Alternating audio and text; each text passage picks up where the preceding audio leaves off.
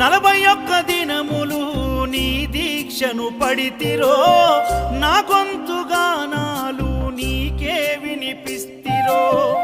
అన్ని వదిలి నేను నీ పూజను చేస్తిరో, నన్ను నేను మరచి నీ సేవలో ఉంటిరో. భక్తితోని భజన చేస్తూ బయలుదేరితి, శక్తినిచ్చి నన్ను నడిపించు శబరికి. నేను అలసిపోతిని నిన్ను చూడలేనని, నీ భక్తుడైనా నే బాటసారిని. క్షణముండలేను తండ్రి నేను తల్లడిల్లిపోతి, ఈ పాదయాత్రలో నీ దరి కాననైతిని. ఎంత దూరం